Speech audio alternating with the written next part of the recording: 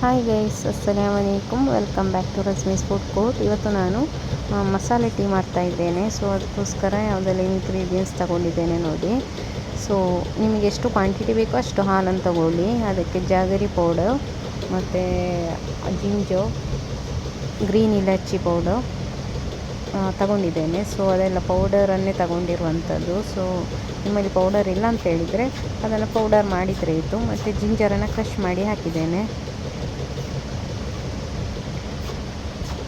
ಫಸ್ಟಿಗೆ ಹಾಲನ್ನು ಬಾಯ್ಲ್ ಮಾಡಲಿಕ್ಕೆ ಇಡಿ. ಬಾಯ್ಲ್ ಆದ ನಂತರ ಸಿಹಿಗೆ ಎಷ್ಟು ಬೇಕು ಸ್ವೀಟ್ ಅಷ್ಟು ಜಾಗರಿ ಪೌಡರನ್ನು ಹಾಕಬೇಕು. ಮತ್ತು ಟೀ ಪೌಡರ್ ಹಾಕಿ ಜಿಂಜರ್ ಕೂಡ ಹಾಕಿದರೆ ಆಯಿತು. ಇದು ಬಾಯ್ಲ್ ಆಗುವಾಗ ಚೆಂದ ಬಾಯ್ಲ್ ಆಗಬೇಕು. ಬಾಯ್ಲ್ ಆಗುವಾಗ ಇಲಾಚಿ ಪೌಡರ್ ಹಾಕಿ ಸ್ವಲ್ಪ ಬಾಯ್ಲ್ ಮಾಡಿ. ಇದರಲ್ಲಿ ಅಷ್ಟೇ ಇರುವಂಥದ್ದು. ಸೊ ಮಸಾಲೆ ಟೀ ರೆಡಿ. ನನ್ನ ಚಾನೆಲ್ ಇದುವರೆಗೆ ಸಬ್ಸ್ಕ್ರೈಬ್ ಮಾಡದವರಿದ್ದರೆ ಸಬ್ಸ್ಕ್ರೈಬ್ ಮಾಡಿ, ಇಷ್ಟ ಆದರೆ ಲೈಕ್ ಮಾಡಿ ಮತ್ತು ಶೇರ್ ಮಾಡಿ.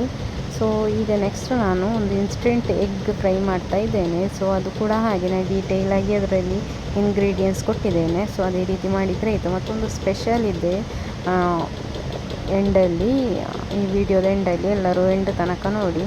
ಸೊ ನೀವು ನೋಡಿರೋದಂತಹ ಕೆಲವರು ನೋಡಿರ್ತಾರೆ, ಕೆಲವರು ನೋಡಿರೋದಿಲ್ಲ. ಸೊ ಅದರಲ್ಲಿ ದುಬೈಯಲ್ಲಿ ಕ್ರೀಕ್ ಅಂತ ಒಂದು ಸಿಟಿ ಉಂಟು. ಆ ಸಿಟಿ ಒಳಗೆ ಫೆಸ್ಟಿವಲ್ ಸಿಟಿ ಅಂತ ಇದೆ. ಅದರ ಒಳಗೆ ಹೋದರೆ ವೆರೈಟೀಸ್ ಆಫ್ ಮಾಲ್ಸ್ ಇರುವಂಥದ್ದು.